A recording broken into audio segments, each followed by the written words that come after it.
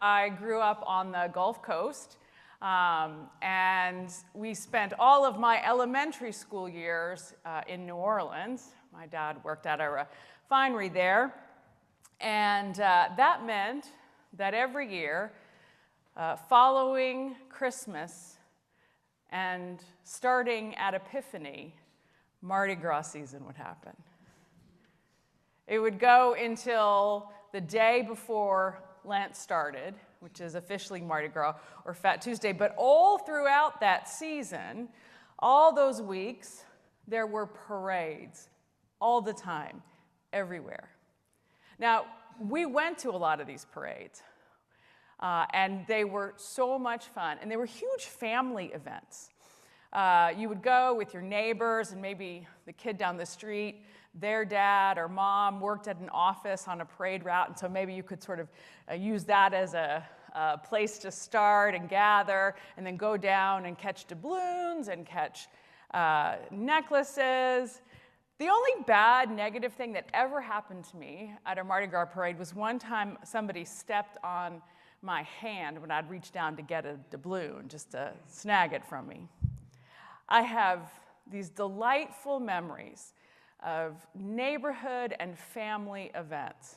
And that's what I think of when I think of Mardi Gras. Now then I went to college at the University of Texas at Austin. And we were close enough to New Orleans that I had a number of friends go for Mardi Gras, and they attended parades as well. But when they came back and talked about him, let's just say their experiences were very different than mine. You see, they went to night parades, and there was a stark contrast between those parades that took place in the day and that families attended, and those that took place at night, particularly those that went through the French Quarter. Very, very different kinds of parades. And something akin to that has happened in Jerusalem on the day we are reading about now. There were two parades in Jerusalem that day, and they were very different. They were in stark contrast to one another. Just as I and my friends had very different Mardi Gras experiences, so too did the people who attended one or other of those parades in Jerusalem in the days leading up to Passover have very different experiences. Because one was an imperial parade. It was a great show of the Roman Empire's wealth and power and primacy. It was all about majesty and might, a grand display of all the Roman Empire could achieve and pull off. Because every year at Passover, anticipating that there might be a lot of trouble when all sorts of faithful Jews went on a pilgrimage to Jerusalem for the Passover. It was one of the mandatory pilgrimages, and so the city was teeming with people. But it was an occupied city, and the folks who traveled there were not fond of their overlords. And so in order to sort of make clear who was in charge and that nobody should cause trouble, Pilate would travel to Jerusalem for the week of Passover, and he would bring a great entourage and even more troops than were normally stationed in Jerusalem. And they would enter the city at a major gate, and there would be all the pomp and circumstance they could muster. War horses and weapons.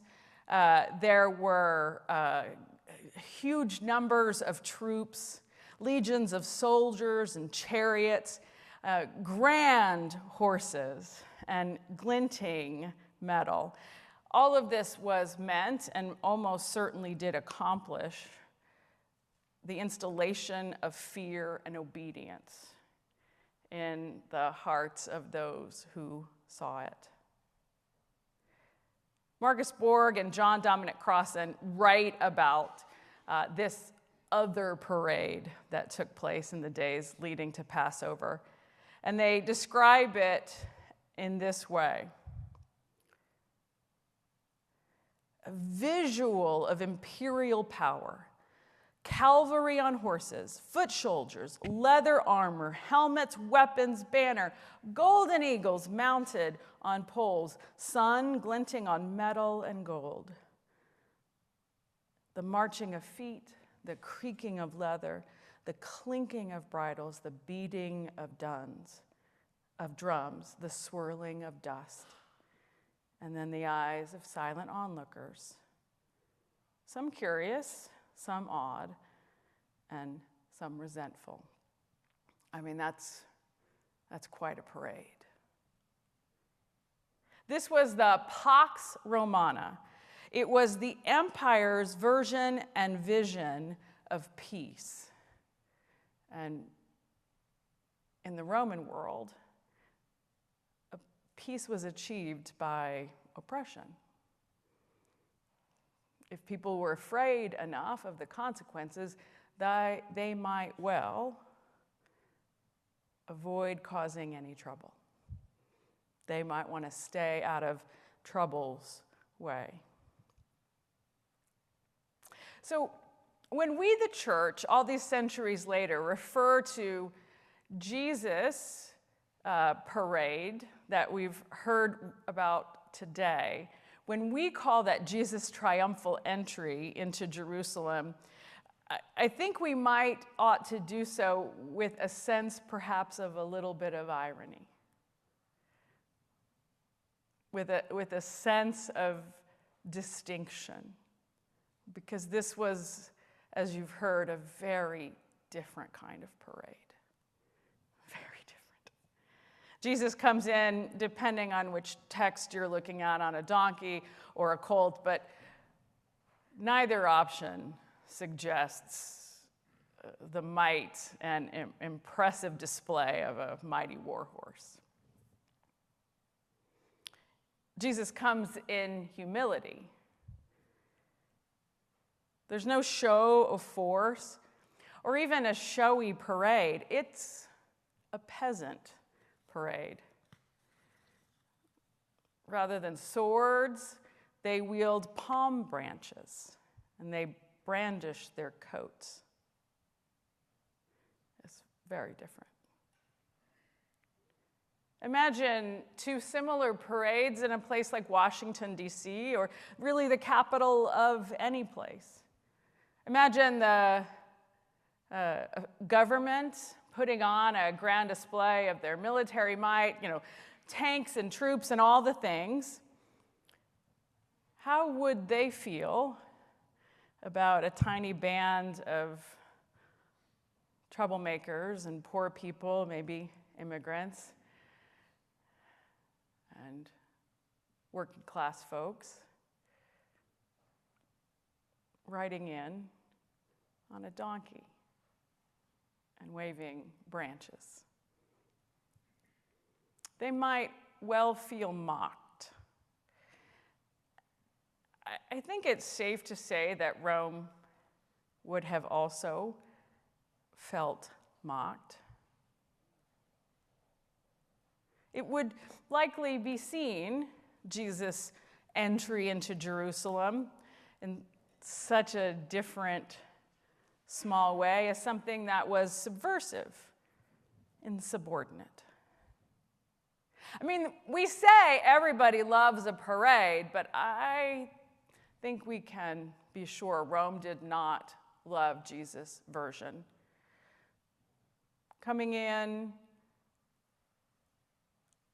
at another smaller gate and gathering people who were excited about this teacher in ways that would not have been authentically displayed by the crowds standing as Pilate entered the city. This is why John Dominic Crossan calls Jesus a Judean peasant with an attitude, which is one of my favorite descriptions of Jesus' ministry. A Judean peasant with an attitude. What attitude do you think is on display here? How would you describe the attitude that is revealed by an alternate parade, by an insubordinate parade, by a small, modest, humble, meek, but jubilant and joyful parade? I mean, I think it's a little bit funny. I think there's some satire and some snark in the thing. I don't think Jesus missed that it would be read that way. I think that's not a bug, but a feature. It's certainly biting. There's certainly a commentary here, because what we see visualized in these two parades are two competing visions of peace. Two theories about what makes for justice and what makes for peace. One is where resources are adequately shared, and poor people have a role, and peasants are at the forefront of our life together. And the other is one where resources are hoarded by a few and used to oppress those without. One is a vision where peace is achieved through justice, and the other is one where peace is achieved through power. Well, at least they call it peace. But you and I already know that threats of violence are not conducive to real peace. One vision insists on mercy, and the other insists on might. And one is full of joy and love and laughter, and one is full of fear and silence. So when this Judean present with an attitude reveals that attitude in this counter demonstration, you can be sure that Rome was not a fan of that parade. John Lewis, the late senator and a great American hero, used to encourage people all the time, everywhere, to get into trouble. Good trouble, he called it. Like walking across bridges to fight for the right to vote, like sitting in places the law told them they weren't allowed to be. Good trouble, he called it. And to the end of his life, he said, go and get into good trouble. I think that's a pretty great description of what we see Jesus do here. Get into good trouble. Because if we're really paying attention to what happens this week, we know that the parade is not the end of the events between Palm Sunday and Easter. It would be a significant mistake if you this week only heard the triumphal entry into Jerusalem and the story of the resurrection. If you go straight from hosannas to alleluias, you will have missed all of that really important good trouble. And I don't want you to do that.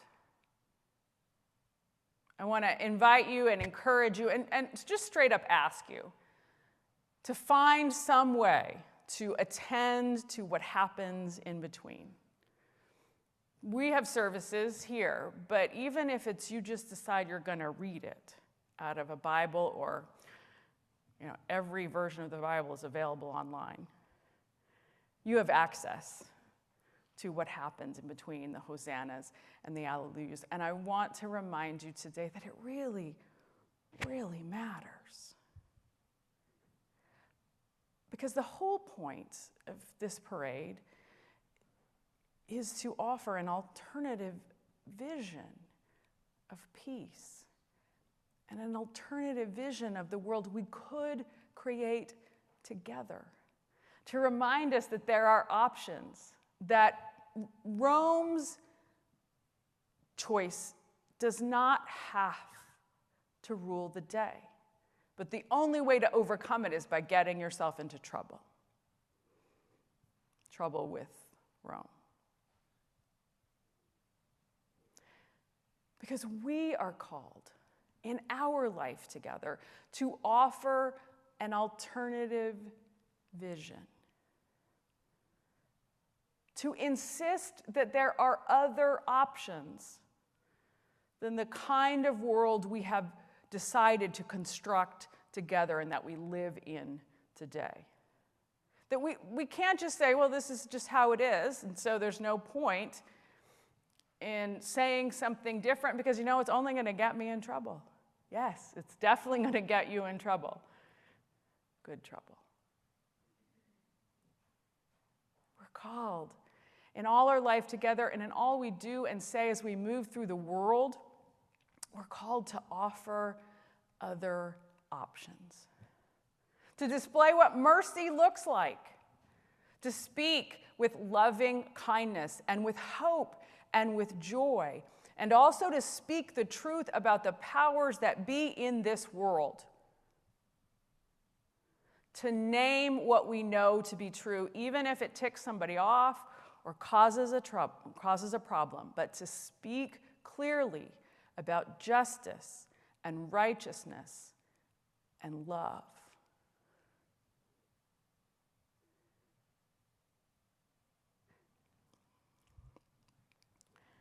When I was growing up in New Orleans and other places as well, and honestly, maybe even still today, my mother has more than once said to me, you need to get rid of that attitude.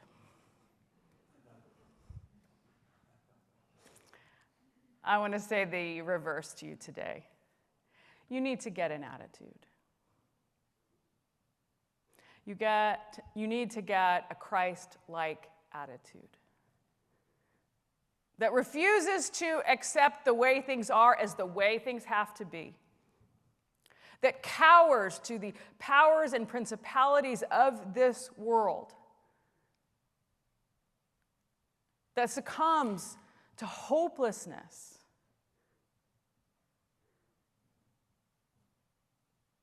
that just accepts things the way they are. You need to get an attitude that insists that the kingdom can come to fruition. You need to get an attitude that insists that Christ is king and all the other kingdoms in the world will fall if all of us commit our full and true allegiance to Christ. You need to get an attitude like a Judean peasant and offer an alternative vision of what is possible if we all showed up together and joyfully and hopefully insisted on something new and something different. So go out this week, pay attention to the good trouble Jesus gets into, and ask yourself what kind of good trouble you might need to get into. And find an attitude.